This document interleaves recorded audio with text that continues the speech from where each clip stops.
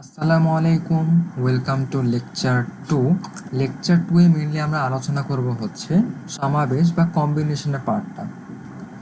So এই পার্টটা শুরু করার আগে একটা ম্যাথ দেখে নিই। এখানে বলছে যে নিম্নরূপ শর্তে ম্যাথমেটিক্স শব্দের বর্ণগুলিকে কতভাবে সাজানো যায় যখন স্বরবর্ণগুলা একসাথে থাকে। এখানে কি জিনিস হচ্ছে, স্বরবর্ণগুলা একসাথে থাকবে। তো স্বরবর্ণগুলা কি? স্বরবর্ণ হচ্ছে এ, ই, আই, ও, ইউ। সো এখানে স্বরবর্ণ কয়টা আছে? এ আছে, ই, এ আছে, আই আছে। তাহলে এখানে টোটাল যে স্বরবর্ণ হলো চারটা আছে, এ, ই, এ আর হচ্ছে আই। এইবার বাকিগুলা কয়টা আছে? এখানে এম আছে দুইবার, টি আছে দুইবার, অ্যান্ড এইচ একবার, সি একবার, এস আছে একবার।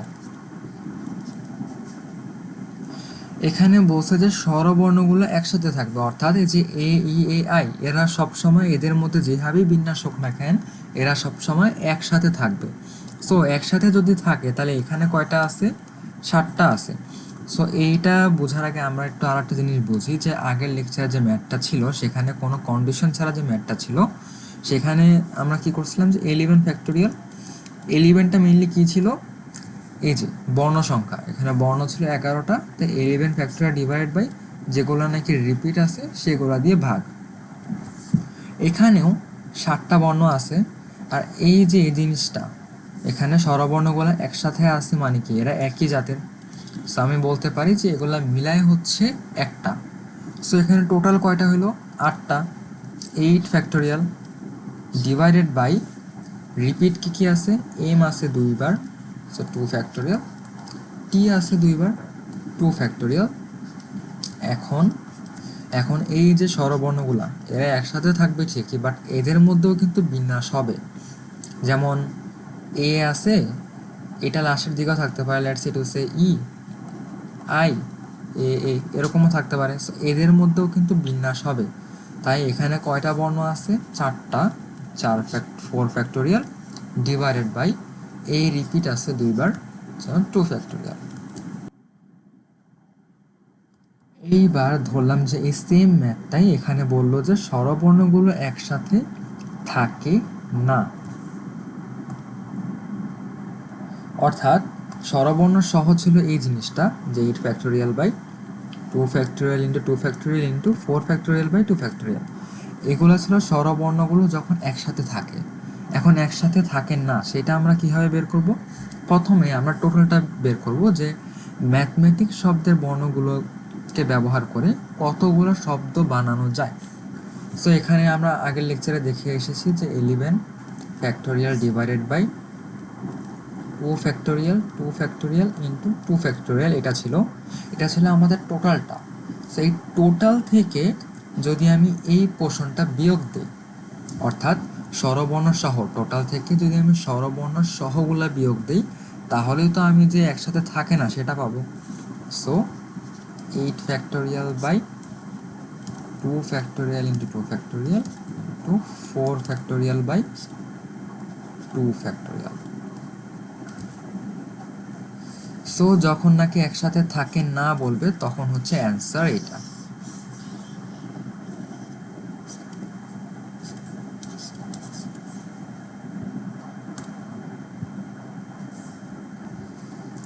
এর পরের কোশ্চেনে বলছে যে ইঞ্জিনিয়ারিং শব্দের সব বর্ণকে কতভাবে সাজানো যায় যখন তাদের 3টা ই একসাথে থাকে। সো 3টা ই এই যে এখানে আছে, 3টা ই আছে, অর্থাৎ এরকম থাকবে, 3টা ই সবসময় একসাথে থাকবে। সো এখানে এন আছে কয়টা? এন হচ্ছে 3টা, জি 2টা, আইও 2টা, আর একটা। সো এই কয়টাই আছে। এখন এখানে টোটাল কয়টা বর্ণ আছে? 3 4 5 6 7 8, এখানে আছে 8টা বর্ণ। আর এই যে 3টাই যেহেতু একসাথে থাকবে তার মানে কি এরা একই জাতের। সো এগুলা সব মিলে হচ্ছে একটা, টোটাল কয়টা হইলো 9টা, 9 factorial divided by n, repeat আছে 3বার, সো 3 ফ্যাক্টোরিয়াল, জি এর জন্য 2 ফ্যাক্টোরিয়াল, আবার i এর জন্য 2 ফ্যাক্টোরিয়াল ইনটু, এখন এদের মধ্যেও কিন্তু বিন্যাস ঘটবে, এই যে এখানে 3টা আছে, এদের মধ্যে যদি বিন্যাস ঘটে, আছে কয়টা 3টা, 3 ফ্যাক্টোরিয়াল ডিভাইডেড বাই, রিপিট কয়টা 3টা রিপিট, এর জন্য আবারও 3 ফ্যাক্টোরিয়াল দিয়ে ভাগ, তো এটা মিলে হচ্ছে 1, সো ফাইনালি একটু হচ্ছে অ্যান্সার। এবার আমরা আসি বিন্যাস ও সমাবেশের যে পার্থক্যটা কথা সেটা। তো বিন্যাসের ক্ষেত্রে আমরা জানি যে এখানে ক্রম মেনটেন করা হয়, সো বিন্যাস বলতে মেনলি সাজানো বোঝায়।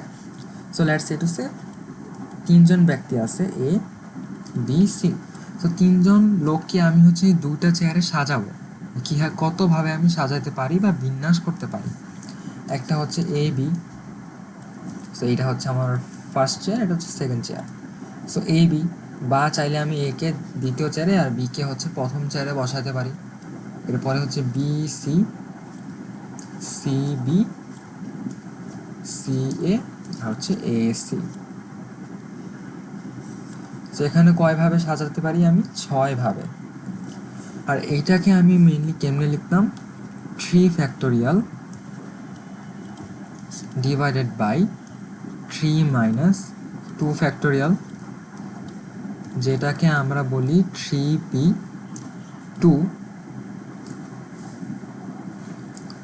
এখন বিন্যাসের মধ্যে হচ্ছে আমাদের ক্রম মেনটেন করে, আর বিন্যাসে মেইনলি আমরা সাজাই, রাইট? কিন্তু সমাবেশের ক্ষেত্রে আমার এখানে জাস্ট হলেই হয়েছে, অর্থাৎ সমাবেশের মধ্যে যে এ বি বি এ এখানে আমি 2বার লিখছি না, জাস্ট এগুলো থাকলেই হয়েছে, আর কিছু না। অর্থাৎ এখানে সমাবেশ মানে মিলিয়ে বোঝা হচ্ছে বাছাই করা বা দল গঠন করা, সো এখানে কোনো ক্রম বা অর্ডার মেনটেন করে না। তো এটা বলতে মিলি কি বোঝাচ্ছে? লেটস সে টু সে আমি এবার আগেরটার মতোই এই 3জন থেকে এবার আমি এখানে বাছাই করব। সে 3জন থেকে যখন আমি সমাবেশের মধ্যে, অর্থাৎ 3জন থেকে আমি 2টা চেয়ারে যখন আমি বাছাই করব, এখানে 1 2, তো A B, B C, C A, so এখানে যদি আমি এর জায়গায় বি লিখি, অর্থাৎ এ কে যদি আমি সেকেন্ড চেয়ারে বসাই, বি কে ফার্স্ট চেয়ারে, তাও কোনো সমস্যা নেই, কারণ এখানে আমার কোনো ক্রম বা অর্ডার ম্যাটার করতেছে না। তাই এখানে, অর্থাৎ এখানে জাস্ট থাকলে হবে, এখানে অর্ডারে কোনো ঝামেলা নেই, জাস্ট এখানে থাকলেই হবে, তাইলেই হবে। So A B B C C এ, অর্থাৎ এখানে আমি কয়টা পেলাম? 3টা। সো এই জিনিসটা যদি আমরা লক্ষ্য করি, এই 3p2 এটা ইকুয়াল টু কত? 6। এটার থেকে তো 2 ভাগ হয়েছে, রাইট? সো এটাকে আবার লেখা যায় যে 3p2 ডিভাইডেড বাই 2 ফ্যাক্টোরিয়াল, বা এটাকে আমরা বলি 3c2।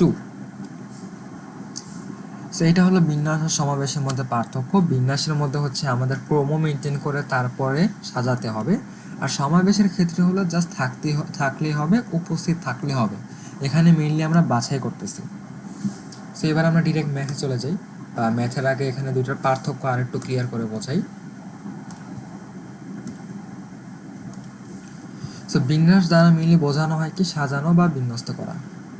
সো বিন্যাস মানে হচ্ছে সাজানো বা বিন্যস্ত করা, আর সমাবেশ মানে হচ্ছে দল গঠন করা বা বাছাই করা। আর বিন্যাসের ক্ষেত্রে হচ্ছে ক্রম মেনটেন করতে হয় বা অর্ডার মেনটেন করতে হয়, কিন্তু সমাবেশের ক্ষেত্রে কোনো অর্ডার মেনটেন করা লাগে না। আর বিন্যাস যেমন আমি n সংখ্যক বস্তু থেকে যদি r সংখ্যক অবস্থানে সাজাতে চাই, সো এটার জন্য হচ্ছে npr। আর nটি ভিন্ন ভিন্ন বস্তু থেকে যদি আমি r সংখ্যক বস্তু নিয়ে বাছাই করতে চাই, অর্থাৎ r সংখ্যক বস্তু আমি এখানে বাছাই করব, তখন হচ্ছে ncr। আর ncr মানে হচ্ছে n factorial by n minus r factorial into r factorial. So এবার আমরা একটা ম্যাথ দেখবো। এখানে বলছে যে 2জন বালককে সর্বদা গ্রহণ করে আর সর্বদা বর্জন করে 10 জন বালক হতে 5 জন, অর্থাৎ 10 জন বালক হতে 5 জনকে কীভাবে বাছাই করা যায়। সো প্রথমে আমরা এখানে লিখি 1 নাম্বার।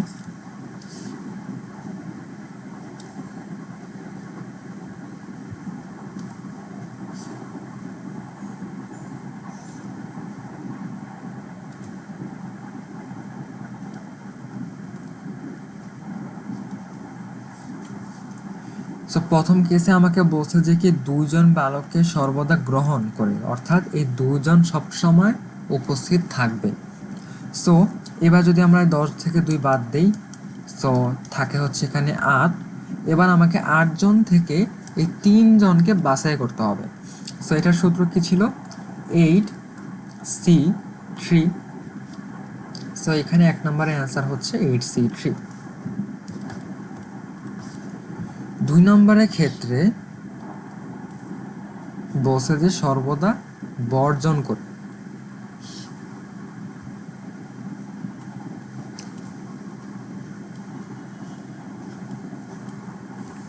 সর্বদা বর্জন করে। সো 2 জনকে যেহেতু আমাকে বাদ দিতে হবে, তাহলে 10 - 2, আবারও 8 জনের মধ্যে। এখন 2 জন যেহেতু এই যে এখানে 5 জনের মধ্যে নাই, তাহলে আমাকে এখানে কি হবে? 8। 8 জন থেকে এখন আমি এখানে 5 জনকে বাছাই করব। So 8C5।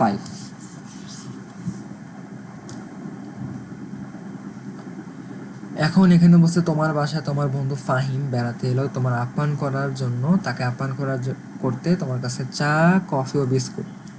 সেখানে 3 ধরনের খাবার আছে।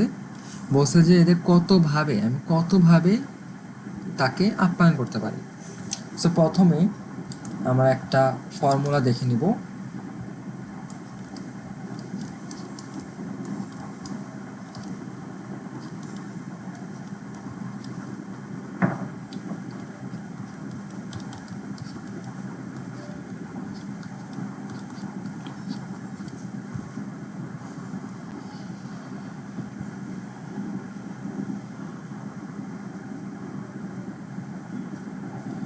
NC0 plus NC1 plus NC2 এরকম ডট ডট ডট NCN পর্যন্ত যদি থাকে, তাহলে সেটা আমরা ডিরেক্ট লিখতে পারি। অর্থাৎ এরকম যদি ধারায় থাকে, তাহলে সেটা হবে 2 টু দি পাওয়ার n।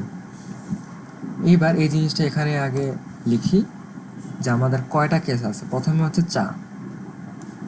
চা, যেটা উপরে লিখি,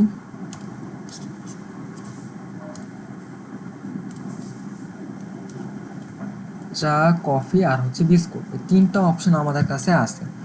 সো একটা হতে পারে যে আমি 3টাই দিলাম, আপ্যায়নের জন্য 3 ধরনের খাবারই রাখলাম। আর একটা হতে পারে যে আমি চা বাদ দিলাম, শুধু কফি আর বিস্কুট দিলাম। তারপর আর একটা হতে পারে কফি বাদ দিলাম, বিস্কুট আর চা। তারপরে বিস্কুট বাদ দিলাম, চা আর কফি। আর একটা হতে পারে যে আমি চা আর কফি কোনোটা দিলাম না, সো কোনোটা দিলাম না, শুধু বিস্কুট দিলাম। বা আর একটা হতে পারে যে আমি শুধু কফি দিলাম, আর একটা হতে পারে শুধু চা দিলাম। লাস্ট কেস হতে পারে আমি কিছুই দিলাম না। সো এখানে কয়টা কম্বিনেশন হয়? টোটাল 8টা কম্বিনেশন। এখন লাস্টেরটা আমাদের হবে না, কারণ কি আমাকে বলছে যে কি কতভাবে আপ্যায়ন করতে পারো। সো লাস্টেরটা তো কিছুই না, তাই এখানে কয়ভাবে হলো? 7 ভাবে। সো এইটা হচ্ছে আমাদের একটা প্রসেস। এখানে আমরা ম্যানুয়ালি বের করলাম যে 7 ভাবে ওকে আমি আপ্যায়ন করতে পারি। এখন এটা যদি আমরা ম্যাথমেটিক্যালি করি, সো প্রথমে ধরলাম যে এই 3টা খাবার আছে আমার কাছে, 3টার মধ্যে আমি 3টে রাখবো। সো 3C3 এটা একটা হতে পারে, প্লাস 3টার মধ্যে আমি 2টা রাখবো, 3C2, প্লাস 3টার মধ্যে আমি একটা রাখবো, সো 3C1। সো এটা আমরা যদি বের করি তাহলে 7 আসবে। বাট এটার সাথে সূত্রের কি কানেকশন? সো এখানে যেহেতু দেখো এটার সাথে ম্যাচ করে না, 3C3 2 1, জাস্ট এখানে একটা 0 লাগবে। সো 3C0 যদি দিই, 3C0 মানে হচ্ছে 1। সো আবার ব্যালেন্স করার জন্য একটা -1। এবার একটু কিন্তু ডিরেক্ট এই সূত্রে পড়ে। So 2 to the power n, n কি ছিল 3, 2 কিউব -1 = 7।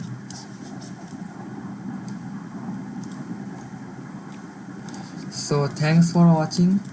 এই ভিডিওটা এতটুকুই ছিল। এই ভিডিওতে মেইনলি আমরা কম্বিনেশনের কিছু বেসিক ধারণা দিয়েছি আর অল্প কিছু ম্যাথ করিয়েছি। এর পরের লেকচারে হচ্ছে আরও অনেকগুলো আমরা ম্যাথ প্র্যাকটিস করব। সো দেখা হচ্ছে নেক্সট ভিডিওতে।